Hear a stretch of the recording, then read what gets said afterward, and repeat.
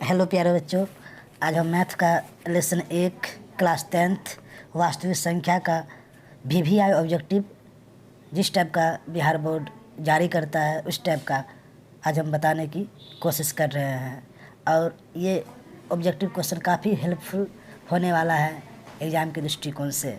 और ये आप 50 ऑब्जेक्टिव लेसन 1 वास्तविक संख्या का बनाइएगा तो इसके बाद जहाँ तक मेरा अनुमान है आपको लेसन 1 में ऑब्जेक्टिव में बिल्कुल भी डाउट नहीं रहेगा, पूरा डाउट आपका क्लियर हो जाएगा।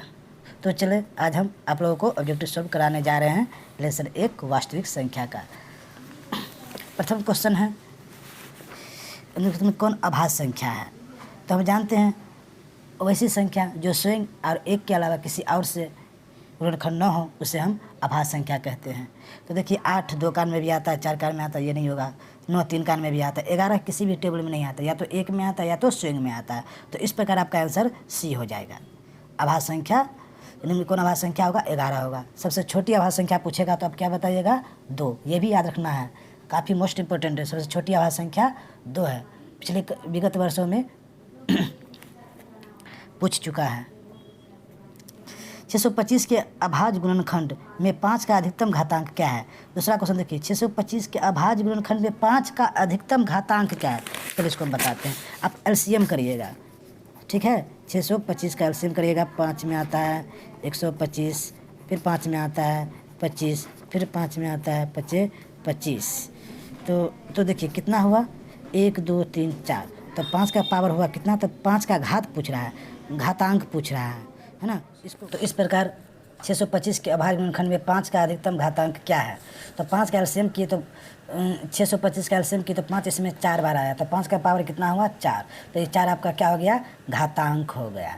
और पूछे कि घात क्या है, तो 5 घात होता है और पावर इसको घातांक बोलते हैं। तो इस तरह 5 का अधिकतम घातांक कितना हो जाएगा, 4। आपका ऑप्शन डी दूसरा का सही हो जाएगा। निम्नलिखित में किसका दशमलव प्रसार शांत है। तो प्यारे बच्चों हम लोग इसका फॉर्मूला समझे कि शांत किसे कहते हैं, जिसका हर का अगर अभाज्य गुणनखंड 2 के रूप का हो या 5 के रूप का हो या दोनों आए हो तो उसको क्या बोलेंगे, शांत प्रसार बोलेंगे। तो देखिए हम अगर इसको नहीं भाग देंगे, केवल हम नीचे वाले अर्थात हर को एलसीएम करने के बावजूद हमको पता चल जाएगा कि कौन शांत है और कौन अशांत है। अगर 2 आएगा तभी भी शांत, 5 आएगा तभी भी शांत और दोनों आएगा तभी भी शांत। हाँ, ध्यान रखना है कि उसमें कोई तीसरा अंक आ जाए तो वो क्या हो जाएगा, अशांत हो जाएगा। कोई तीसरा संख्या आ जाएगा तो वो क्या हो जाएगा, अशांत हो जाएगा।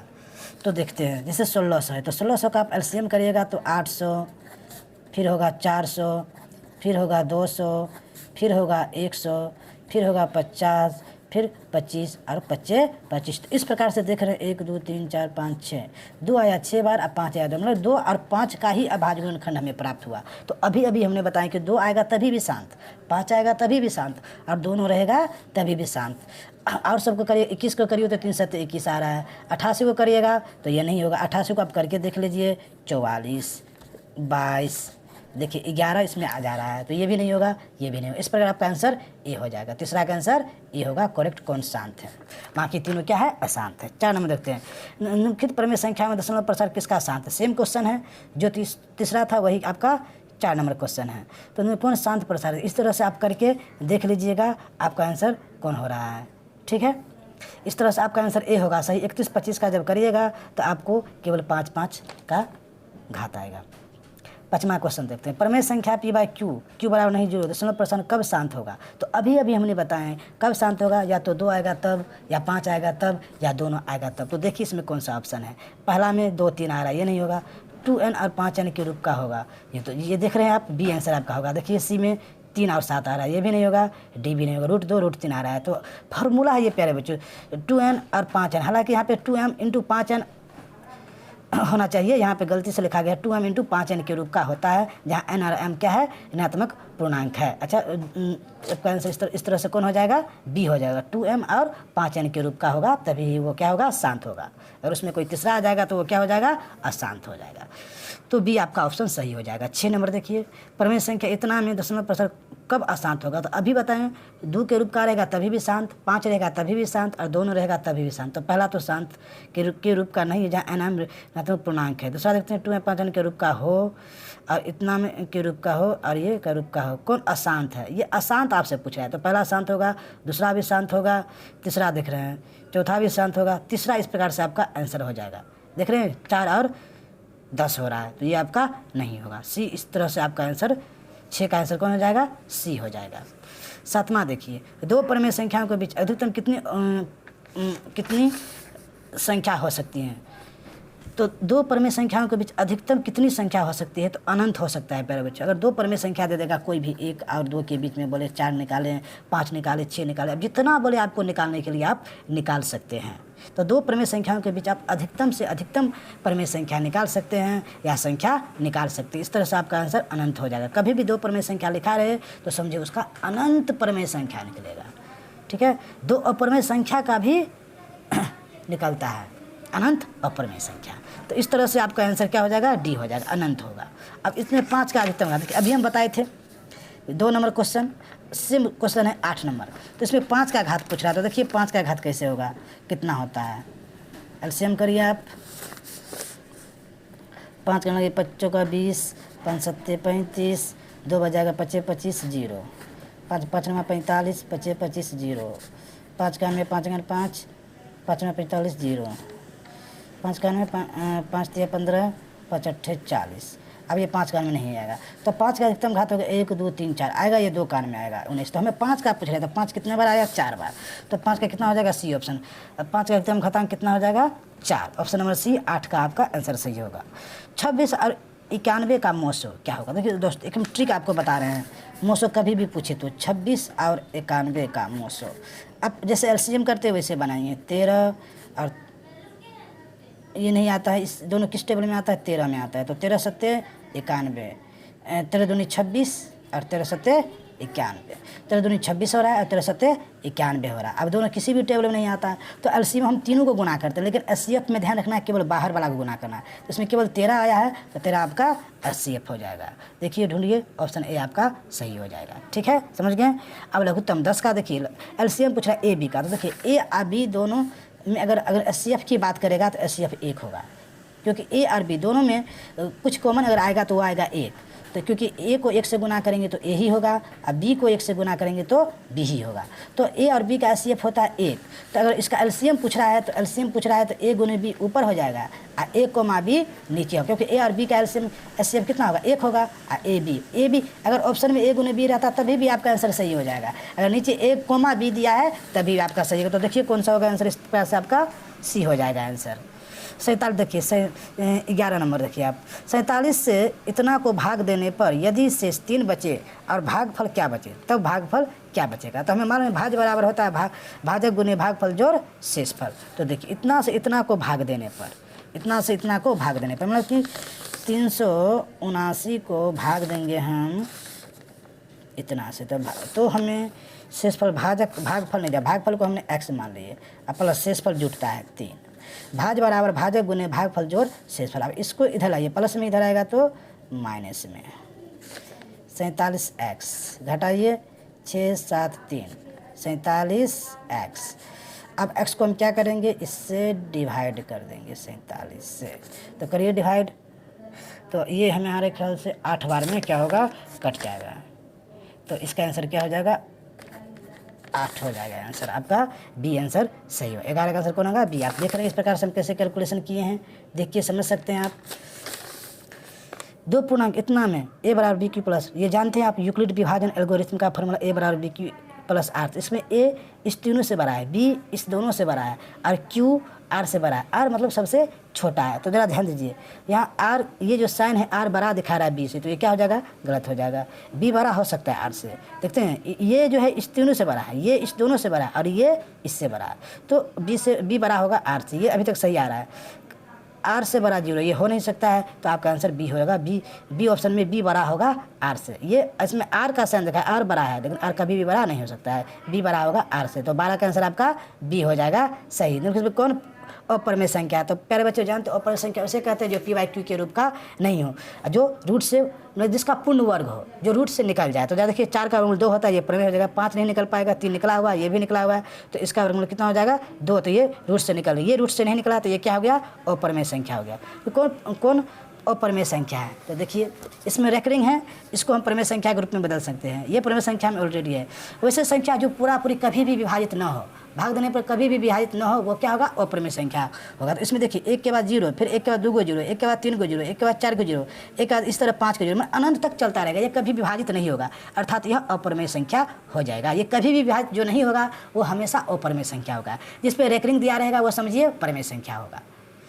अगर अंकों का पुनरावृत्ति होगा तभी भी वो क्या होगा? प्रमेय संख्या होगा। लेकिन अंकों का पुनरावृत्ति नहीं होगा तो वो अप्रमेय संख्या हो जाएगा। ध्यान देना है। जैसे सी नंबर में देखिए, सी आपका ऑप्शन सही हो जाएगा। पाई हमेशा एक 14 का 15 का आंसर देखिए आप।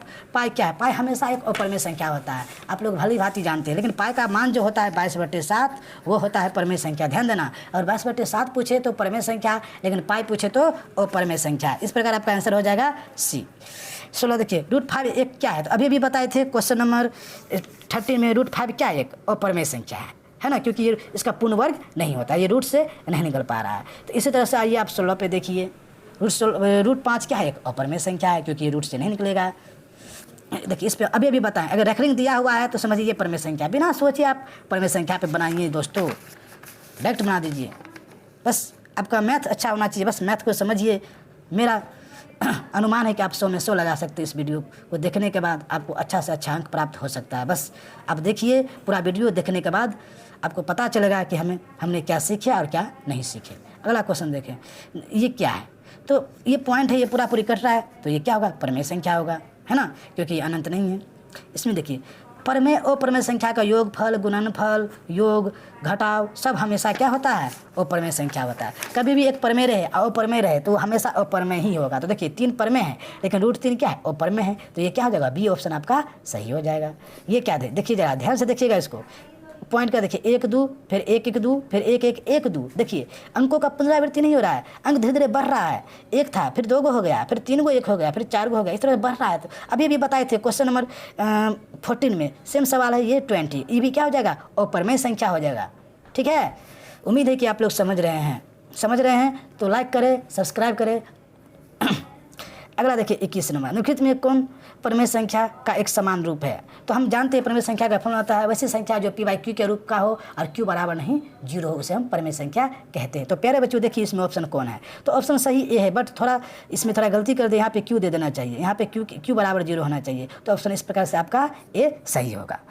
22 देखिए, दो या दो से अधिक अभाज्य संख्या का मौसो है। तो 2 या 2 से अभी समझाए थे क्वेश्चन नंबर 1 में, अभाज्य संख्या उसे कहते हैं जिसका जो एक और स्वयं के अलावा किसी और से विभाज्य नहीं होता है। हाँ, तो 2 या 2 से अधिक अभाज्य संख्या का मौसो हमेशा 1 होता है। 2 हो या 3 हो या 4 हो, कितना भी अभाज्य संख्या हो उसका मौसो हमेशा 1 होता है। और सबसे छोटी अभाज्य संख्या पूछे प्यारे बच्चों तो आप क्या बताइएगा? 2 बताइएगा। ये भी आप ध्यान में रखिएगा। तो देखिए 22 का आंसर आपका ए हो जाएगा 1। 2 या 2 से अधिक अभाज्य संख्या का मौसो क्या होता है?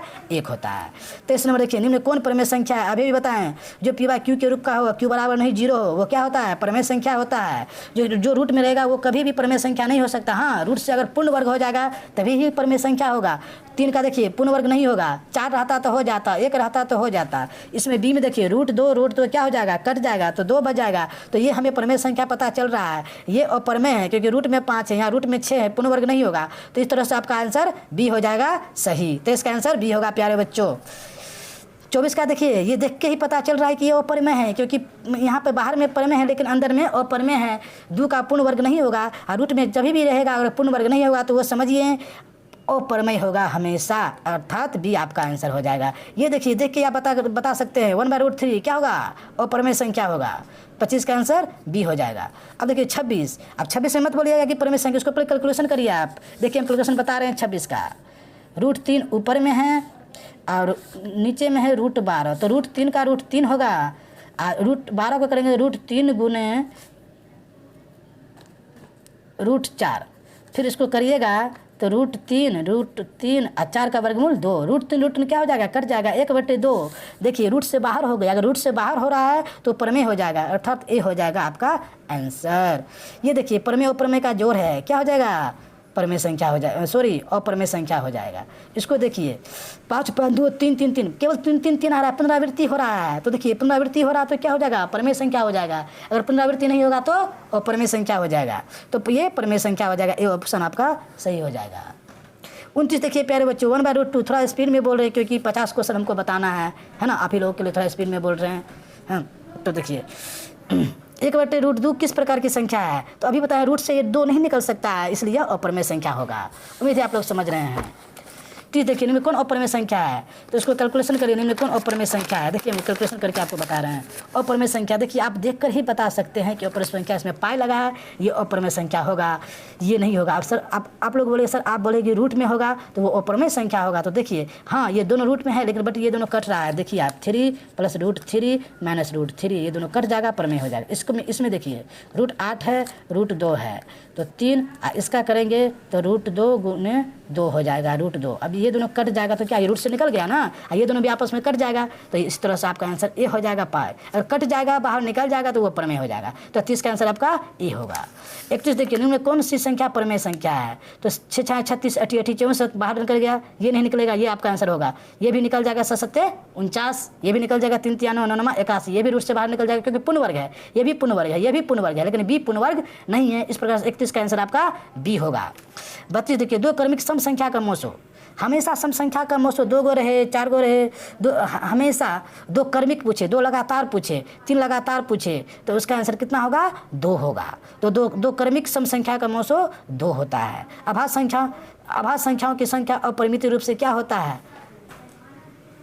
अनंत होता है, अपरिमित रूप से अनेक होता है। 33 का आंसर सी हो जाएगा। पाई/2, पाई जब ये लगा है तो बिना सोचे समझे आंख बंद करके आप क्या लगा दें? ऊपर में लगा दें। 34 का आंसर बी हो जाएगा। दोस्तों इस वीडियो को देखने के बाद आपको मैथ में जुनून बढ़ेगा, है ना, मैथ को आप अच्छे तरीके से सॉल्व कर सकते हैं। 35 का देखिए √2 क्या है? अपरिमेय संख्या है, अभी भी बताए हैं। 5/11/5 क्या है? परिमेय संख्या है। 36 का 37 देखिए 2 परिमेय संख्या के बीच कितनी अपरिमेय संख्या निकाल सकते हैं? अनंत निकाल सकते हैं, अभी भी बताएं। 2 परिमेय संख्या के बीच आप अनंत परिमेय संख्या निकाल सकते हैं। 37 का डी हो जाएगा आपका आंसर सही। अनुक्ति में कौन सा कथन असत्य है? तो देखिए प्रत्येक परिमेय संख्या एक पूर्ण संख्या होती है, गलत बोल रहा है। प्रत्येक परिमेय संख्या पूर्ण संख्या नहीं हो सकती। पूर्ण संख्या किसे कहते हैं? वैसी संख्या जो 0 से स्टार्ट होती है उसे हम पूर्ण संख्या कहते हैं, लेकिन परिमेय संख्या में ऐसा कोई नियम नहीं है, वो बस p/q के रूप में, भिन्न के रूप में लिखा जाता है। तो इस तरह से ये ही आपका गलत है, बाकी सब सही है। 39 देखिए निम्न में कौन असत्य कथन पहचाने? असत्य इसमें कौन है वो आपको पहचानना है। परिमेय संख्या अपरिमेय संख्या का गुणनफल हमेशा अपरिमेय संख्या होते हैं। हाँ दोस्तों ये सही है, ध्यान देना। परिमेय और अपरिमेय संख्या का योगफल हो, घटाव हो, गुणनफल हो, हमेशा ही अपरिमेय संख्या होगा। ये आप ध्यान से सुनिए, बहुत ही VVI है। बी देखिए सभी परिमेय संख्या व्युत्क्रम अपरिमेय संख्या होता है, गलत। क्या सभी परिमेय संख्या व्युत्क्रम अपरिमेय होगा? ऐसा हो नहीं सकता। देखिए हम बताते हैं, 2/1 उसका व्युत्क्रम करेंगे, उल्टा करेंगे तो क्या ये अपरिमेय बन गया? नहीं, ऐसा हो नहीं सकता है। तो इसी तरह आपका बी आंसर क्या है? ये गलत है, ये आपका सही हो जाएगा।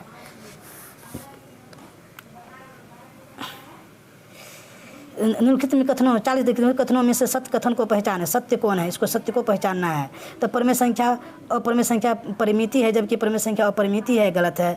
यह आवश्यक नहीं है कि संख्या रेखा के प्रत्येक बिंदु के संगत एक वास्तविक संख्या मिले, सही बोल रहा है। सी देखिए आप कि संख्या रेखा के बिंदु रूट n के रूप में निरूपित करता है, सही है। प्रत्येक अपरिमेय संख्या एक वास्तविक संख्या, ये गलत है। प्रत्येक अपरिमेय संख्या वास्तविक संख्या नहीं हो सकता। वास्तविक संख्या में परिमेय अपरिमेय संख्या का सम्मिलित रूप को हम क्या कहते हैं? वास्तविक संख्या कहते हैं। इस सबका परिभाषा आपको आना चाहिए। और वास्तविक संख्या किसे कहते हैं? जिसमें परिमेय और अपरिमेय संख्या दोनों मिला है उसे हम वास्तविक संख्या कहते हैं। तो कैसे हो सकता है दोस्तों अपरिमेय संख्या परिमेय संख्या? क्या बोल रहा है पहले सही देखिए आप, कौन सा कथन सत्य? अच्छा सत्य बोल रहा है। तो प्रत्येक अपरिमेय संख्या को वास्तविक संख्या है, क्योंकि परिमेय और अपरिमेय मिलके क्या बनता है? वास्तविक संख्या। तो परिमेय भी वास्तविक है, अपरिमेय भी वास्तविक, लेकिन वास्तविक परिमेय नहीं हो सकता है, नहीं वास्तविक अपरिमेय हो सकता है। तो ये जिससे बना है वो हो सकता है। बोलेगा क्या सभी परिमेय वास्तविक है? तो हाँ है। क्या सभी अपरिमेय वास्तविक है? तो हाँ है। तो क्या बोल रहा है कि अपरिमेय संख्या एक वास्तविक संख्या? तो है, बिल्कुल है। तो तीनों गलत है, ये क्या है? सही है। 41 देखिए उसमें कौन सा असत्य कथन है? चुने, असत्य को चुनना है। प्रत्येक पूर्णांक एक परिमेय संख्या है, ये क्या है? सत्य है। प्रत्येक भिन्न एक परिमेय संख्या है, ये भी सत्य है।